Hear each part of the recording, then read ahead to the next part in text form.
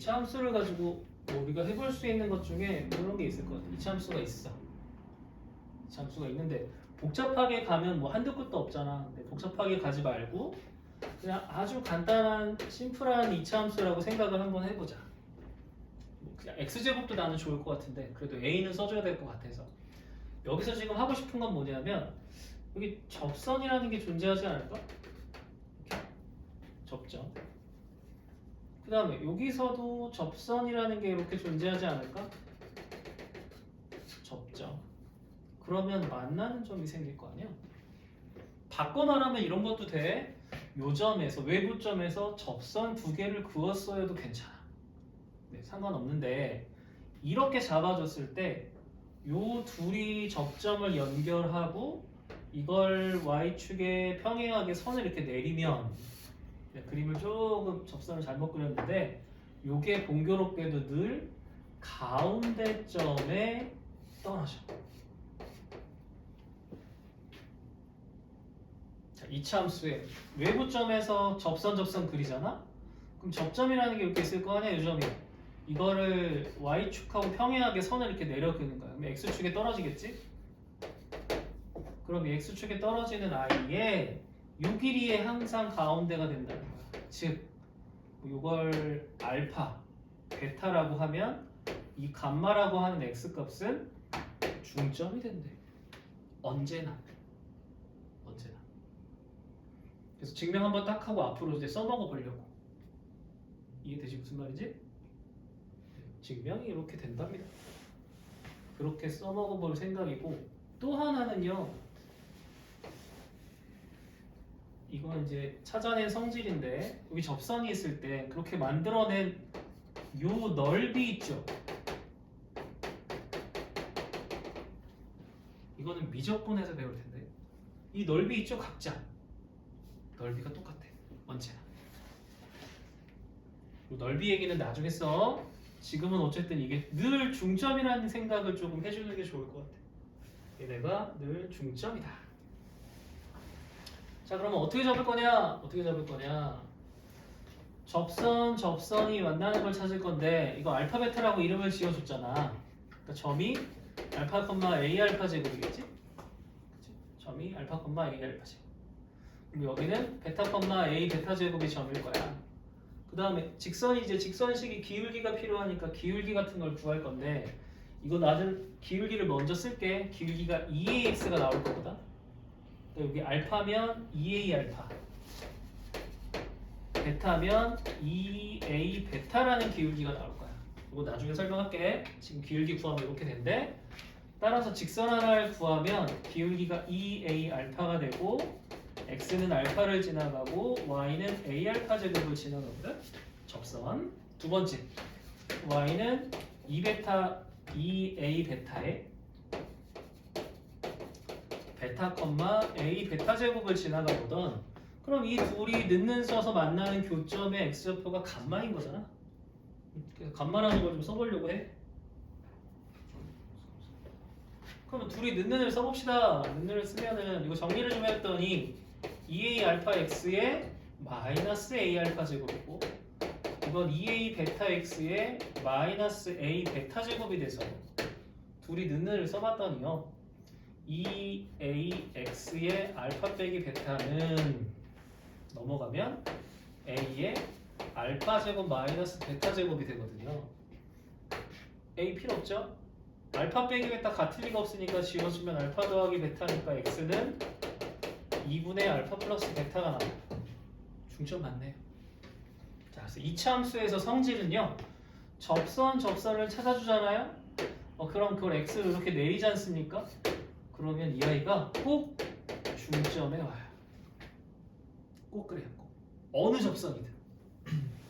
접선이든요. 네. 두 개를 다 접하는 애가 나오잖아요. 이차함수.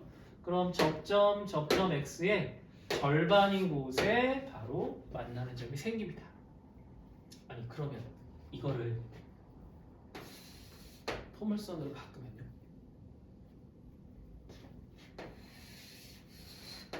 그러면 이 포물선이라는 녀석이 이렇게 존재할 때 하나는 이렇게 접하는 점이 존재할 거 아닙니까? 그쵸? 그럼 여기서 이렇게 접하는 녀석이 존재하겠죠? 요 점이 생겼고요. 그럼 여기서 적용을 시키면 무슨 뜻이에요? 너희들 이렇게 연결하잖아?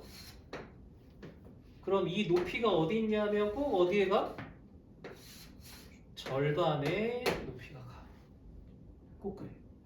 이런 성질이 여기서도 설명이 된다. 되겠냐? 이해되니? 이렇게 설명이 된다.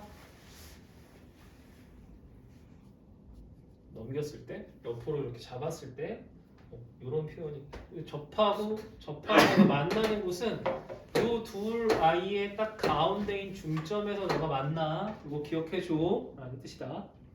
그 다음에 접선 중에서 되게 조금 유명한 성질을 하나 좀 해볼게. 세팅을 하나 해봅시다. 4px 됐죠? 4px 그 다음에 외부점이라는 걸 하나 찾을 건데요.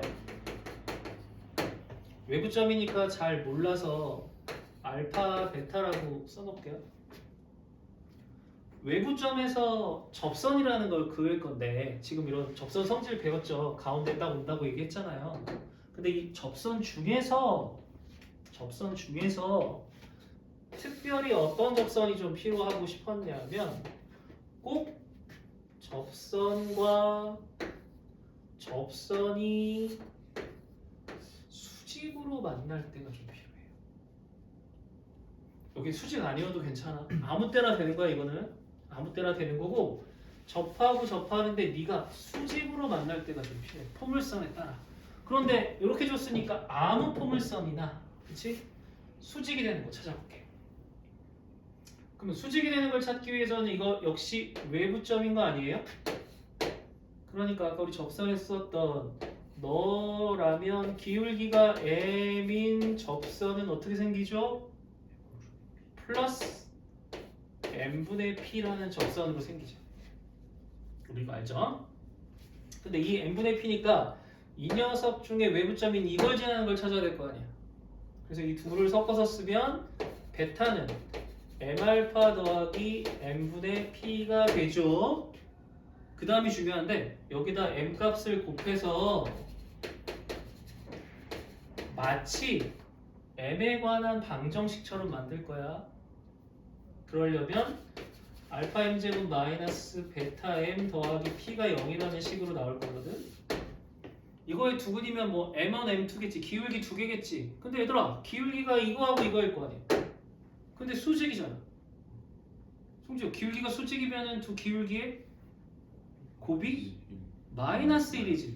그러면 이 2차 방정식 기울기로 만들어진 2차 방정식의 곱이 마이너스 1이어야 수직을 말하는 거 아닌가요?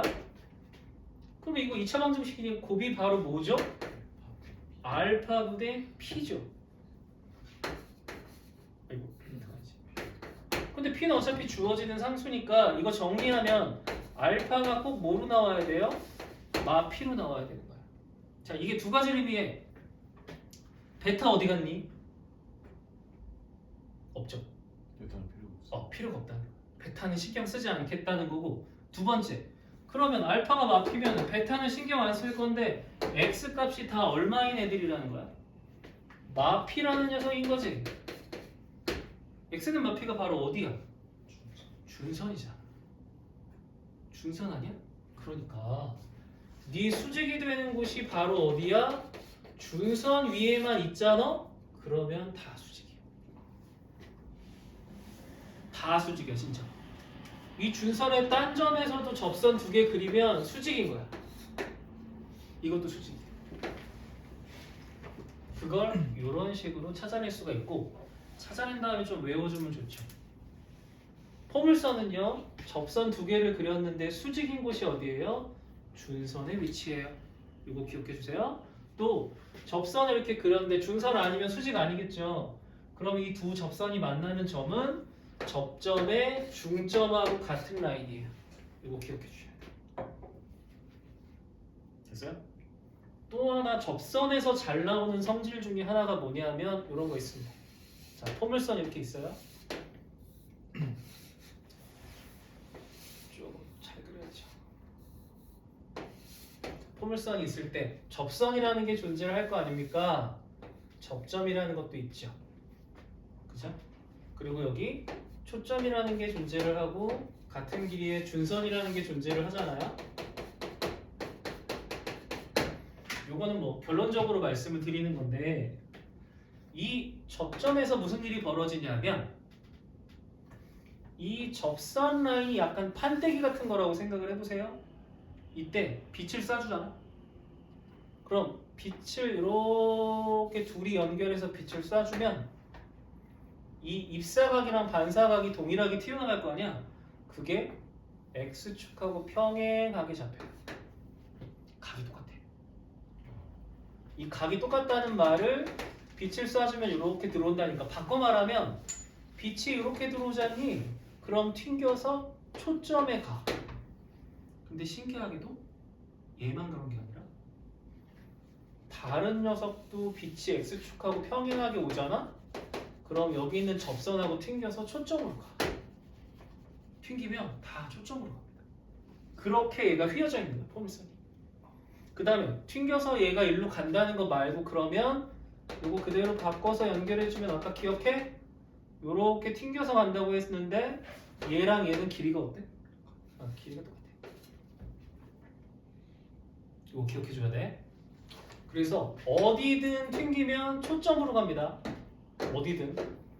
이건 각에 대한 얘기인 거지. 길이는 초점하고 준선까지의 길이가 똑같아. 이거 기억해줘. 그리고 이게 이제 확장이 되는 것 중에 하나가 더 있는데 이걸 아주 총 정리를 좀 해주면 이번에는 약간 좀 세게 그릴게요. 밑에 있는 거 나중에 나오니까 이거 좀 이따. 초점이 여기 있어요. 준선이 여기 있습니다.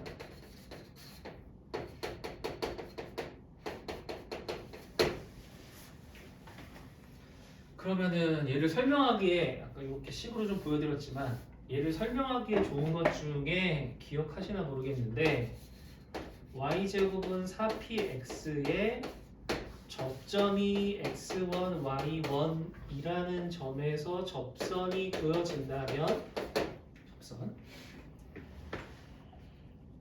근데 선생님 또 접선부터 안 그리고 왜 기다리고 있는지 잘 보세요. 공식이 접선의 공식이 뭐였냐 하면은 제곱은 y1, y x는 1차니까 절반으로 깎아서 x 플러스 x1이 된다고 했죠. 그러니까 외워주는 게 좋은데 이게 접선이잖아요. 근데 얘들아 접선의 y절편이 얼마고 x절편이 얼마야? 접선을 그냥 외우기만 한 게 아니라 절편이라는 걸 한번 찾아보자는 거지. 그 다음에 뭐 아시겠지만 y절편은 y가 0 될 때 y절편은 x가 0일 때 y값이고 x절편은 y가 0일 때 x값이지. 그럼 y가 0 되려면 이게 0일 수 없으니까 얘는 마이너스 x1, 0이 되는 거고 그죠? 반면에 x가 0일 때 y값을 찾아주면은 y절편은 0,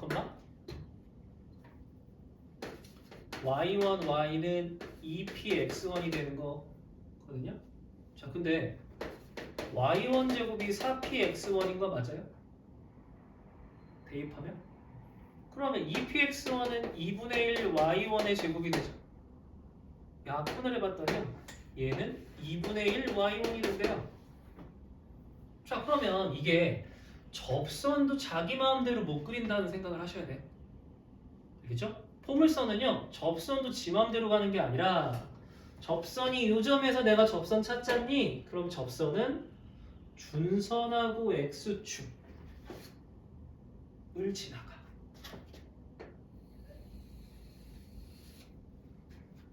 꼭 그래. 마음대로 그리는 게 아니야. 여기 포물선에서의 접선은 접선이 지나가면 준선하고 x축하고 만나는 곳을 지나가. 두 번째 준선하고는 이런 관계가 있고 y축하고는 또 무슨 관계가 있냐면 얘의 x축하고 반이죠. 절반. 왜냐면 이게 2분의 1 y1이래. 항상 이 녀석 y 값의 절반인 곳을 지나간 다음에 x의 준선에 만나는 곳을 지나가. 항상 그래, 항상. 접선이 이렇게 지나가. 기억해줘. 접선이 이렇게 지나갑니다. 두 번째는 그럼 그 만나는 접선하고 이렇게 너를 연결해. 지금 잘 그렸는데 이게 언제나 수직이거나 하지 않고 이렇게 기울어져 있을 거 아닙니까? 당연히 그렇겠죠? 그러면 이거랑 길이는 어떻게 하고 배웠어? 둘의 길이가 똑같다라고 우리가 배웠지. 둘의 길이가 똑같아. 얘는 여기에 마이너스 p까지 지나간다고 배웠고. 잠깐만. 잘못 설명했다. 쏘리. 잊어줘. 흥분해 보니까. 접선의 x값이 마이너스 x1이라 준선이 아니라 요 x1만큼 반대쪽으로 지나가. 미안해. 마이너스 x1이라는 녀석만큼 지나가. 미안해. 접점이 이렇게 나오잖아. 그러면 얘는 꼭지점이 0일 땐 이 녀석의 마이너스를 지나가는 것만큼 지나가. 준선은 여기 있어. 미안하다. 준선은 여기 있고, 그러면 여기서부터 여기까지 준선까지 길이가 서로 같지. 이때 요 라인과 요 만나는 x축하고 요 준선하고 만나는 라인을 연결했을 때 이것도 길이가 똑같아. 두 개가 길이가 같다. 다시 말해, 너랑 길이가 같고, 너랑 너도 길이가 같고, 너랑 너도 길이가 같아. 한마디로 정리하면 뭐가 생겨? 마름모가 생겨. 다시 접점이 있어. 접선이 그어져. 그럼 접선이 만나는 x절편은 꼭 요 x값의 마이너스 9이라는 녀석이야. 접선이니까 포물선이니까 길이가 같아. 그치? 그럼 요 길이도 같거든? 왜냐면 요 부분이 서로 똑같고 요 부분이 서로 똑같아서. 그래서 얘는 마름모가 형성돼. 또 하나, 그럼 너가 이렇게 만났을 때 y 값은 꼭 이 y의 절반이야. 그 다음에 마름모의 얘가 대각선 아니? 마름모는 대각선끼리 어떠하지? 따라서 요 점하고 여기를 연결하면 이거 지나고 초점까지 가고 요게 직각이 되고, 심지어 너희들 길이도 너희 둘끼리 길이도 똑같아. 이거는 문자 그대로 마름모 이렇게 기억하지 마시고 그림을 한번 그려보고 식으로 완벽하게 정리를 해주는 게 어때? 그럼 좀 도움이 될 거고 아마 만나게 될 거야. 나올 만한 것들만 지금 선생님이 촥촥촥 설명을 한 거거든. 물론 이거보다 엄청 다양해. 그리고 또 잘 나오는 거 하나를 해줘야 되는데 그거는 조금 다음 시간으로 이제 복습하면서 설명하는 걸로 넘겨볼게. 됐어요? 이해돼요? 이런 것들은 증명을 좀 했으니 성질로 활용을 좀 해보자.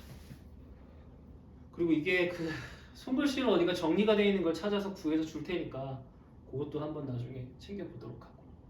그러니까 다 증명이 된다. 필요한 걸. 되냐?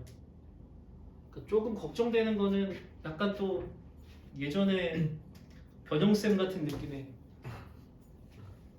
약간 휙 돌아버리는 선생님이 계시다면, 와북으로 치면은 남기훈 쌤이 갑자기 기아로 뛰어오시더니 하하하 나 쉽게 갈 수 없지 하면서 그런 쌤이 있대요.